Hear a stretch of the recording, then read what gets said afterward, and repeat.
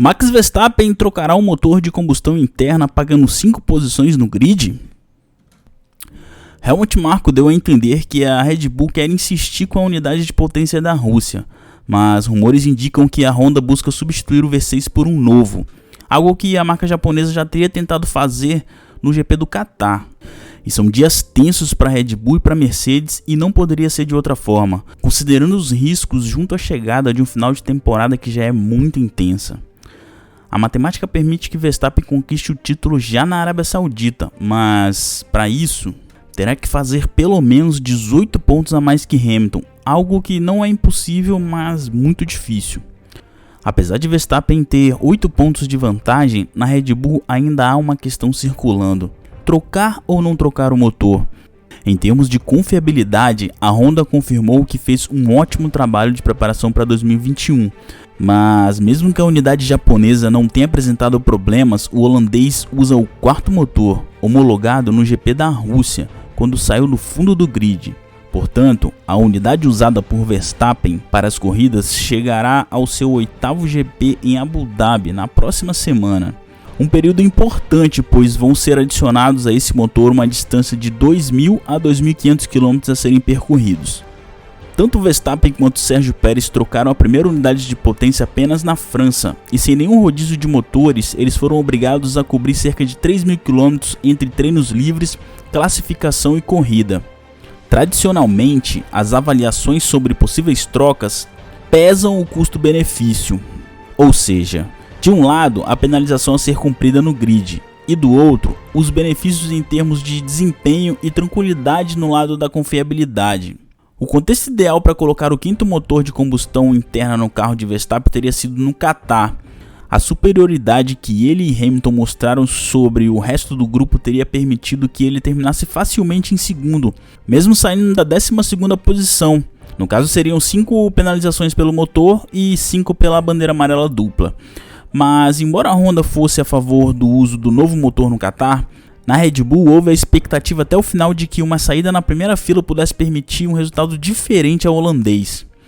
Quando foi anunciada a penalização de Verstappen por não desacelerar sob bandeira amarela dupla, não havia mais tempo de trocar o motor. Uma mudança de motor no próximo GP é outra história, porque enquanto no Catar tanto o desempenho quanto as possibilidades de ultrapassagem eram certas, no novo circuito saudita tudo acaba sendo uma grande interrogação, e não devemos ter um contexto muito claro antes de domingo. Existe, portanto, alguma margem extra de risco, especialmente com relação a uma recuperação rápida em uma pista que pode se mostrar traiçoeira. Nos últimos dias, Helmut Marko falou sobre a situação da Mercedes. Em entrevista a um jornal holandês, ele disse o seguinte: sabemos que Hamilton, com o motor usado no Brasil, percorreu cerca de 400 km e a degradação dessa unidade é alta. Por isso acreditamos que aquele foguete não será capaz de garantir a mesma potência vista em Interlagos nas próximas 2 corridas. Bom, a gente pode deduzir aqui pela essa matéria que a Red Bull não está muito interessada nessa troca de motor, mas a Honda tá, né? Mas não dá muito pra gente confiar nessas declarações não, porque elas são mais estratégicas, né? Elas são mais para confundir do que para esclarecer. De qualquer maneira, essa dúvida deve ter surgido devido à evolução aí da Mercedes nas últimas 2, 3 corridas. Eu acho que mesmo todo mundo sabendo da capacidade que a Mercedes tem de desenvolver atualização que vem desde a fábrica até o setup em loco mesmo, né? Eu acho que a Red Bull foi pega de surpresa com essa evolução. Daí eu já começo a pensar nos pontos que vão fazer falta. Mas dos pontos assim significativos que o Max perdeu, eu acho que um que ele teve culpa foi o de Silverstone, que ele poderia ter evitado aquele acidente ali. Foi o mais prejudicial para ele, porque ele zerou. O Hamilton acabou tomando uma punição, mas venceu a corrida. Quer dizer, tirou 25 pontos de diferença. E as outras ocasiões foi meio que azar do Max também, né? Uma prova do Azerbaijão que ele estava liderando e o pneu furou, e deu sorte também, porque o Hamilton errou aquela freada na relargada, senão poderia estar pior o cenário. E teve da Hungria também, que se eu não me engano o Bottas, né, acertou ele naquela largada desastrosa do Bottas.